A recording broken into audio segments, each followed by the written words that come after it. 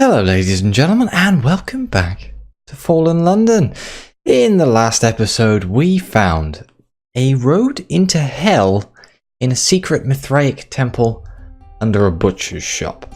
And in this episode we are going to be gaining some friends and then probably going to see what's down there, but we need to find the unassuming veteran. You seek out the address you were given. The door is answered by a small, scowling woman. When you mention the bishop's name, she invites you in immediately. Her husband waits in the drawing room, stirring a cup of tea. He is eye-patched and short on fingers. When he asks why you are here, his voice is so quiet that you could have imagined it. Of which war is he a veteran? A rifle hangs over the fireplace, and metal is affixed carefully to his chest. An abrupt answer. He fixes you with an opaque gaze. The only war. Wonder which war that was. I'm assuming it's the one with hell. You tell him about the secret passage beneath the Roman temple and the prospect of expedition to see if it leads straight to hell. The bishop calls and I answer, says the veteran, taking his rifle from the wall. In the hall, he clasps his wife in the briefest embrace. Mary, I'm going back to hell. I may not return. She nods sternly. Of course, dear. I took the liberty of sharpening your sword. Think of me when you have one of those devils at the end of it. We have successfully recruited the veteran. Looks like we're going back to the butcher's shop. When you return to the butcher's shop, you find it empty. The guests have been cleared out. Below, a motley collection are gathered in the uncovered ruins of the Mithraic temple. The classicist is dabbing her bloated eyes with a handkerchief. The veteran sits, cleaning his rifle. The turncoat examines a nearby fresco and with scholarly interest. We've got a few options here. We're just going to be talking to some people, so let's ask the turncoat his opinion on the discovery. Who or what created this road to hell? The turncoat offers an easy smile. No telling, I'm afraid. Hell is porous. The road could be part of some long-dead scheme, or an escape tunnel dug by a deposed prince. Who knows? The bishop, who has avoided looking at the turncoat until now, suddenly fixes him with the most peculiar glare. A hand on your shoulder, the bishop pulls you aside. Make sure you don't let that damn devil die down there. He's too useful. Let's ask the veteran his opinion on this discovery. A shrug. A feeling this man is going to be a strong but silent type. Let's ask the classicist her opinion on the discovery. Why would a Roman temple contain an infernal passageway? The classicist pauses. We know very little of what the Mithraic cult believed. There's a reason we called their religion the Mysteries. There's only one ritual we know for certain that they practiced. She points at the bull carving above the door.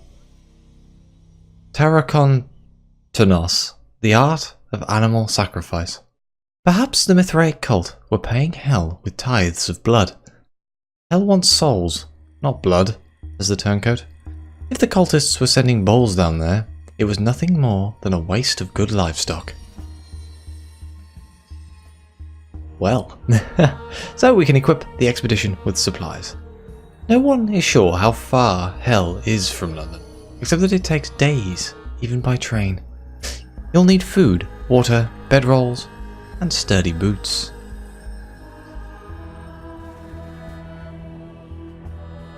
Luckily we got given some supplies when we went to recruit the turncoat. You hand out knapsacks filled with hard biscuits, hard cheese, and fortified wine. Enough to keep everyone going for a time. The turncoat requires no food, but offers to carry some for the rest of you. To the bishop's obvious surprise, the classicist also takes a knapsack. I'm coming too, she says determinedly. If a Roman cult discovered hell, and perhaps even met with devils, it could change our understanding of history. I need to find out for myself.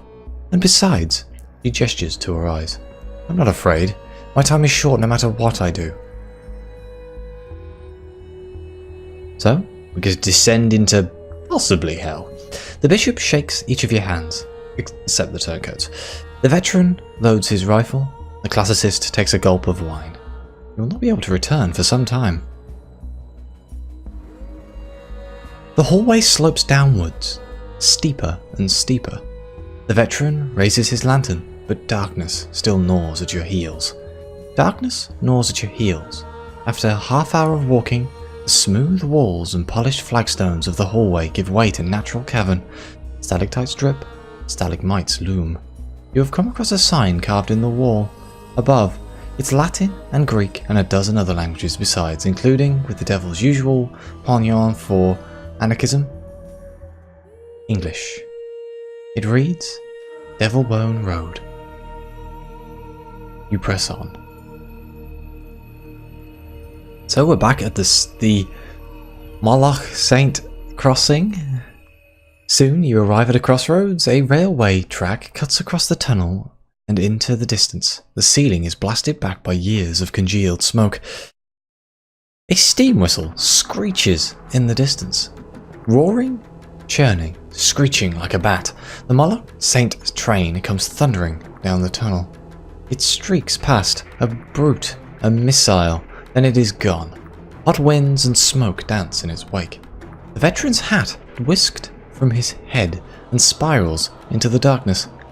After a moment to contemplate the train's departing rear carriage, you step gingerly over the tracks and continue down the Devilbone Road. Try to keep your hope and vigour high. If it falls, you will need to set up camp for a while to restore it. And as the bishop said, time is your enemy. Oh boy. Well, isn't this going to be quite the adventure? You are a speck within a vast cavern, dotted with signs of ancient habitation. Wall carvings, ruined Roman villas, classical statues with their faces melted like wax. A palace looms in the distance, beyond it a narrow tunnel in the cave wall where the road continues. Every few minutes, a searing brimstone wind roars through the caves, leaving you caked in dust and spluttering. But you march onwards. The veteran strides ahead, indefatigable, in his waxed jacket and polished boots. I'm pretty sure that means, like, persistent. I think I've said it wrong, but it means, like, unfatigable, if that makes any sense. Persisting tirelessly, there we go. The classicist trails behind, rubbing her eyes. Occasionally she pauses to make notes. The turncoat matches your pace, doing his best to elevate the mood, and with endless light-hearted conversation and wry observations about your other companions. I guess it's going to be a case of just having a look. Investigate the palace, a well-preserved Roman ruin set apart from the villas. One column has been toppled. After your companions recover their breath from the uphill march to the palace, they follow you into its halls. Inside, the structure no longer looks even vaguely Roman. The corridors are porous and misshapen, the walls woven from waxy fibre. No furniture clutters its uneven chambers, only curiosities, a pool of undulating liquid, a library of amber stones, and a scarab-shaped sarcophagus. I recognise this place, says the old turncoat uncertainly. But he is interrupted. Something grunts and shifts in the shadows. You hear the placement of a heavy hoof. The burdened beast. It steps from the shadow. The turncoat cries in terror and revulsion. Your flickering lantern light illuminates less than half of its bulk. It is a thing crudely stitched together, an assembly of animal parts clamped with metal bands. 100 hobbled goat legs scuttle beneath, staggering beneath a segmented, rippling carapace.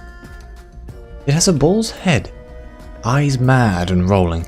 It twists its head back and forth as it attempts to fix its gaze on you. We've got a few options. We can defend ourselves. Abomination, roars the veteran, levelling his rifle. We can trap it beneath a fallen bookcase. If you bait it into the library of stones, perhaps you could succeed in crushing it beneath an avalanche of shelves and amber. Or we can kneel before the beast. The turncoat has already dropped to his knees. It wants our worship, he says, his voice shaking. or we can run. The beast surges forward, its bulk swinging and lurching atop 100 mismatched legs. Each one of these has a different hope and vigour loss, but I think defend myself is the option I'm going to go for. And I'm surely not kneeling to some damn beast. A battle with the beast. Bullets pepper the aberration's carapace to little avail. It moans piteously and charges, catching the surprised veteran on its horns and tossing him into a wall. His rifle clatters to the floor.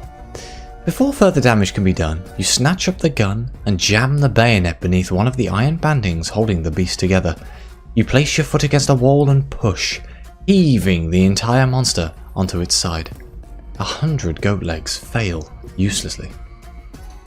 The burdened beast has been felled. It wheezes and sweats, convulses, eyes rolling, mouth foaming.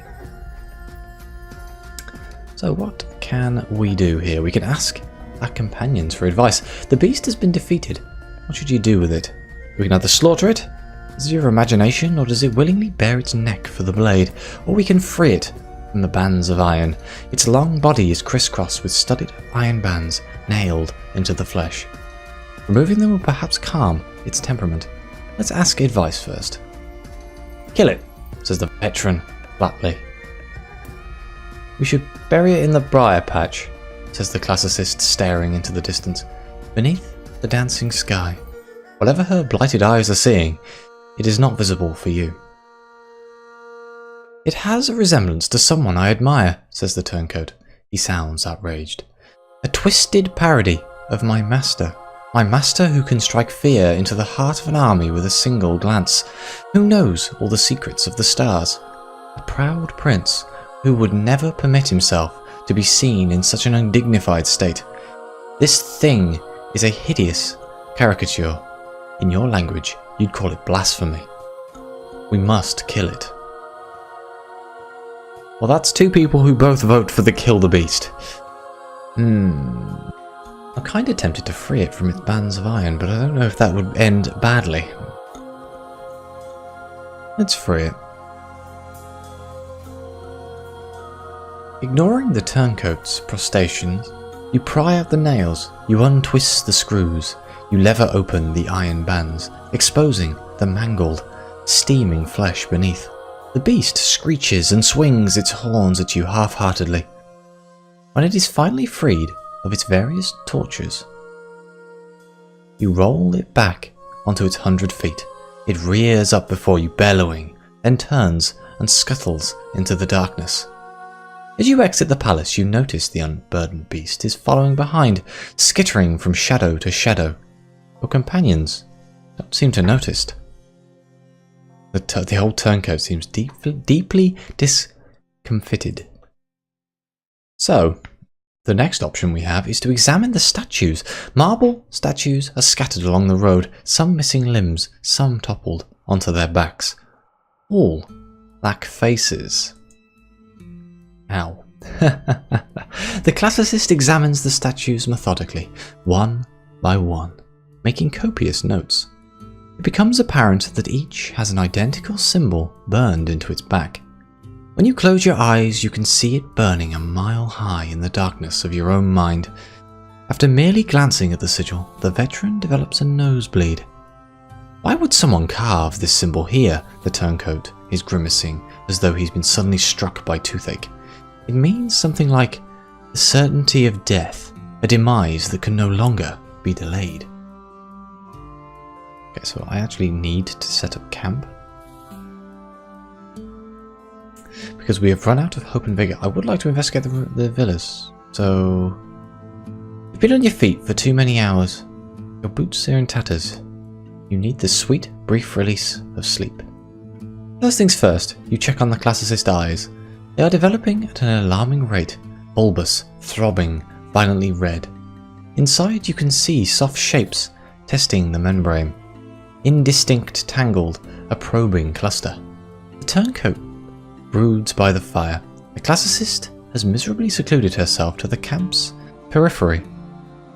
The veteran, of course, has already set up his tent, gathered some edible fungi, sparked a fire, and begun heating a great iron kettle. When the encroachment of blight reaches 3, the classicist's eyes will hatch. That's not good.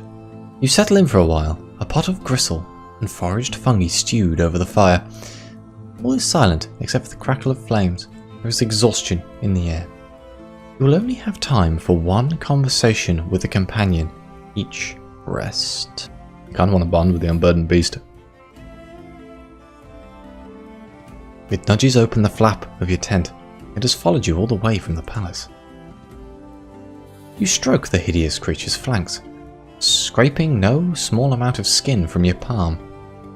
You feed it a wormy apple from your knapsack. It grunts softly in appreciation. To ensure your privacy, you walk a little way away from the camp. Once sufficiently secluded, you and the beast play a game. You throw an apple, and it chases, its goat legs skittering madly. When you whistle, it comes charging back. Eventually, some distant noise startles the beast, and it scuttles away. It winds itself sinuously into a crack in the wall, and is gone. Okay, so that didn't count. Let's talk to... Well, I want to talk to the unassuming veteran. He's like 2 words. The classicist probably. She is sitting at the camp's edge, facing away from the fire. The veteran has vanished somewhere, perhaps to gather more firewood. The turncoat announces his intention to keep watch and climbs up to a nearby ridge. You and the classicist find yourselves, for the moment, entirely alone. I know I'll die down here, says the classicist dreamily. Down here, surrounded by reams of paper, notes and things I saw, the things I only thought I saw. She fixes her throbbing eyes on you. Can you promise me that if I die and you survive, you'll read through my notes? I want someone to remember what I saw down here. It doesn't have to be me. Let's ask her about her notes. Something is not adding up, she says. At first, I thought it was possible that the Romans had secret avenue to hell. But so many of the details are just wrong. I'm fearsomely curious about who built this place and why. How was she stung? A personal question. It will bring up memories you'd imagine she'd rather forget. There was a wasp nest in the depths of the Benthic library, she says quietly. One of the students disturbed it, and it quite took her by surprise, poor thing. She didn't last. The funny thing is, I wasn't even in the library at the time. I heard the screams and I ran to help. If I'd have just stayed in my office, I'd have never been stung. Rather stupid of me, I suppose. Oh no, we can either promise to read her notes if she dies, or we can promise to bring her back to London alive. When she returns to London, she can do as she likes with those notes. You can read them together. Oh, we can make vague excuses. You're extremely busy, and her handwriting is difficult. She must understand. Oh, I want to do this one. I want to promise to bring her back alive, but somehow I don't think so. Ah, screw it. Let's promise to bring her back alive. Thank you, she says. But I must say I don't quite believe you. When I lay my head down to sleep, I can feel them shifting and twitching behind my eyelids. They are eager to be born. And now, we rest. You crawl into your bedroll and let fatigue roll over you. A moment's sleep, it's over in an instant. In a mere blink of the eyes, you're awake again, and your aching muscles are aching more powerfully than ever. You manage to snatch a few hours of rest, but it's time to get moving once again. Perhaps today you'll reach the end of the road. I highly doubt it, because we still need to have a look at the Roman villas. A cluster of marble buildings, arches collapsed and walls slumped. They huddle together, hemmed in at the sides by a siege of wilted weeds. The classicist claps her hands in excitement at the prospect of investigating the villas. Could this mean there were subterranean Romans? She asks. If so, this will change our understanding of history forever. Such enthusiasm is short-lived. Before you can reach the villas, you must hack your way through a jungle. Through the weeds are brittle and dead. Their thorns are capable of slicing through jackets and trouser legs and the flesh beneath. Brambles. You manage to reach the Roman villas mostly intact, though the turncoat suffers a terrible cut across his face.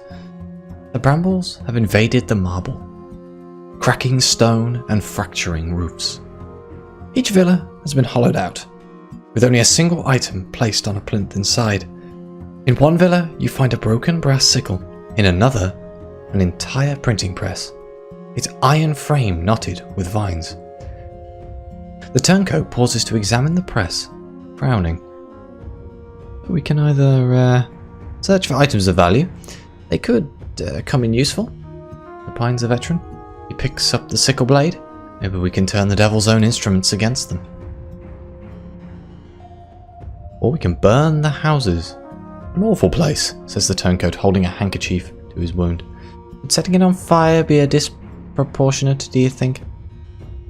Clear the vegetation around a painted wall. I want to take notes, says the classicist. Let's clear the vegetation around the painted wall. A trained eye. The brambles resist bravely, but you and the veteran manage to uproot them from one of the villas with only minimal injury. The paintings feature an abundance of red pigment. They show violent, unpleasant scenes of a bull being branded, hamstrung, and then dragged to the Vermilion Lake and drowned beneath amber stars.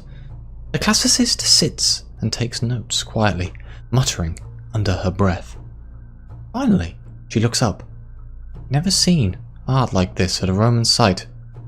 The use of perspective is unique. It's more neo-classical than classical.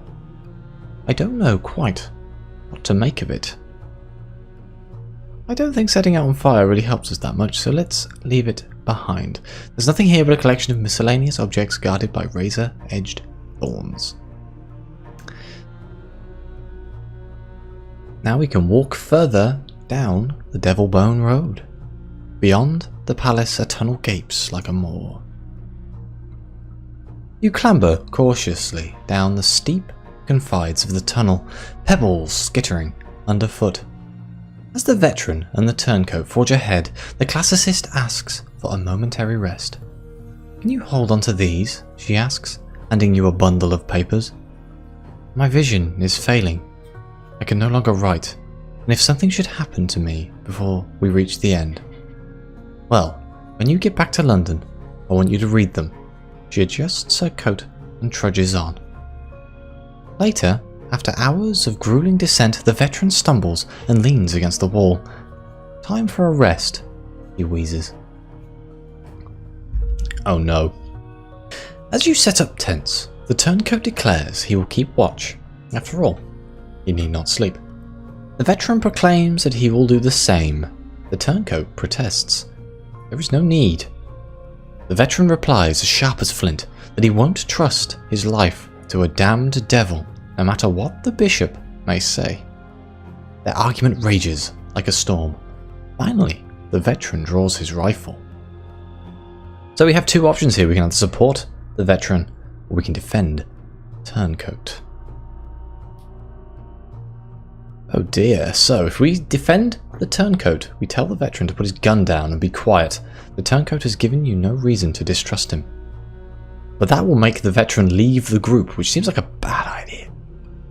We can support the veteran.